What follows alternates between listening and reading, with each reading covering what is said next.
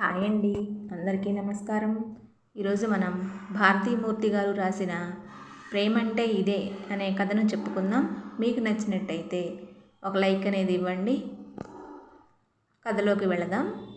ఏదో ఆలోచనల్లో ఉన్న శరత్ గారు వాళ్ళ ఆవిడ వీల్చైర్ నుండి వచ్చిన బెల్ శబ్దంతో ఉలిక్కిపడి వెంటనే పడక గది నుండి వరండాలోకి పరుగులాంటి నడకతో వచ్చారు. ఆవిడ ఆకలి వేస్తుంది అంది. వెంటనే ఫ్రిడ్జ్లో ఉన్న పిండి తీసి అట్లు వేసి ఇచ్చారు. 30 సంవత్సరాల క్రితం వెన్నుపూస విరిగిపోవడం వల్ల అప్పటి నుండి ఆమె ఆ వీల్చైర్కే పరిమితం అయ్యారు.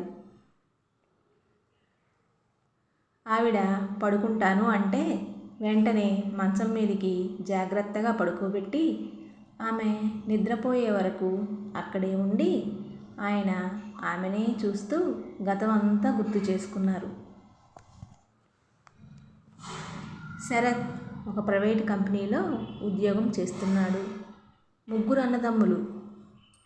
తండ్రి రిటైర్డ్ గవర్నమెంట్ ఉద్యోగి. అనుకోకుండా తల్లి అనారోగ్యంతో మరణించింది.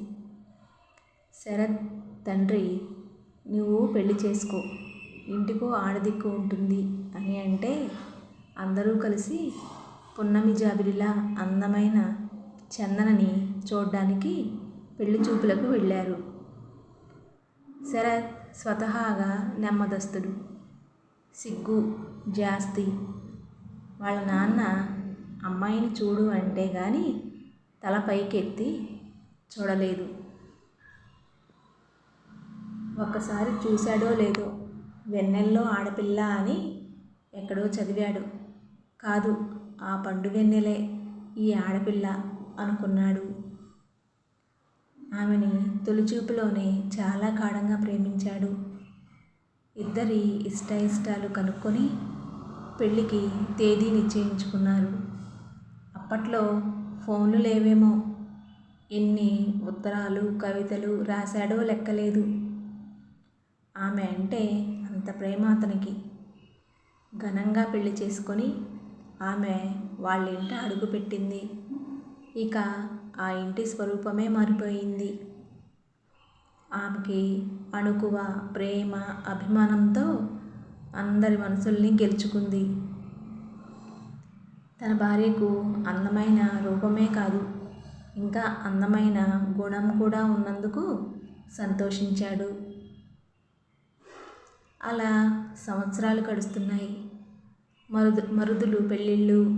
వీళ్ళకి పాప బాబు పుట్టి కొంచెం పెద్దవాళ్ళు అయ్యారు. ఆమె కూడా స్కూల్లో టీచర్గా చేరింది. పిల్లల పుట్టినరోజులకు పుణ్యక్షేత్రం దర్శించుకోవడం, సెలవుల్లో ట్రిప్పులతో హాయిగా గడుస్తోంది. ఇద్దరి మధ్య ప్రేమ ఒకరి కోసం ఒకరు అన్నట్టుగా బలపడుతూ ఉంది. సంతోషాలు చూస్తే విధికి కూడా అసూయే కాబోలు. ఆమె స్కూటర్ మీద వెళ్తుంటే ప్రమాదం జరిగి వెన్నుపూస విరిగిపోయింది. ఆపరేషన్ చేసిన కాళ్ళు నడుము నుండి క్రింది భాగం స్వాధీనం కోల్పోయాయి. శరత్ ఈ సంఘటనతో ఎంత కృంగిపోయాడో. వెక్కి వెక్కి ఏడ్చాడు. చివరకు తానే సంభాళించుకొని నేనే ధైర్యం కోల్పోతే ఆమె ఇక ఏమైపోతుందో అని అనుకుంటూ, నేను ఆమెని భార్యగా ఎంతో ప్రేమించాను. ఇప్పటి నుండి ఇంకా ఎక్కువ ప్రేమ, ఒక తండ్రిలా ప్రేమించాలి. ఈ పరిస్థితిని నేను ముందు స్వీకరించి ఆమె స్వీకరించేలా సన్నద్ధం చేయాలి. ఆమె జీవితంలో ఒక్కసారి కూడా ఏమిటి దేవుడా ఈ జీవితం అనే విరక్తి కలగకుండా కంటికి రెప్పలా చూసుకోవాలి అని నిర్ణయం తీసుకున్నాడు. అతను ఆమెను తొలిచూపులోనే ప్రేమించాడు. పరిస్థితులు తారుమారు అయితే వీగిపోయే ప్రేమ కాదు అది. ఆ ప్రేమ స్ఫూర్తితోనే ఆమెను అతను జీవితాంతం కూతురిలా కాపాడుకున్నాడు. ఇంట్లో ఇంట్లో వంట ఇంటి పనికి మనిషిని పెట్టుకొని ఆమె పనులన్నీ అతనే చూసుకున్నాడు. అలాగే ఆమెకి ఒక ల్యాప్టాప్ ఇచ్చి చాలా బ్లాగ్స్ రాయడం, మోటివేషనల్ పుస్తకాలు చదివించడం, ఇలా ఆమె జీవన గమనాన్ని ఆమె స్వీకరించి ప్రేమించేలా మార్చేశాడు. ఇలా ఏళ్ళు గడిచాయి. పిల్లలు పెళ్ళిళ్ళయ్యి ఎవరి దారిన వారు వెళ్ళిపోయారు.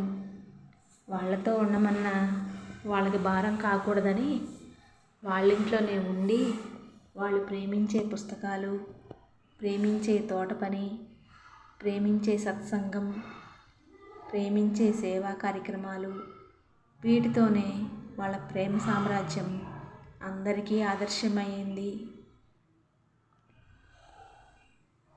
వంటామె రాకతో గతంలో నుండి బయటకు వచ్చిన ఆయన నిద్రపోతున్న ఆమెను తలను సవరిస్తూ నుదుటి మీద ముద్దు పెట్టుకున్నారు. అదే ప్రేమతో ఆనాడు పెళ్ళిలో అందరి ముందు పెట్టుకున్న ప్రేమతో కూడిన అదే ముద్దు. జీవితాంతం నేను నీకు ఇదే ప్రేమను అందిస్తా అనుకుంటూ నిద్రపోతున్న ఆమె కళ్ళ నుండి నీళ్లు. ఈ ప్రేమకు ఏమిచ్చి రుణం తీర్చుకోవాలి అనుకుంటూ.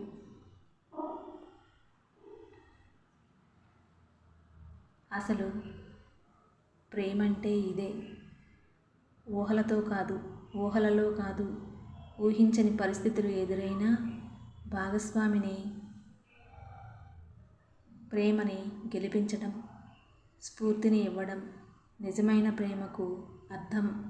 అదే ప్రేమ. విన్నారు కదండి, ప్రేమంటే ఇదే కథను. మీకు నచ్చిందనుకుంటున్నాను.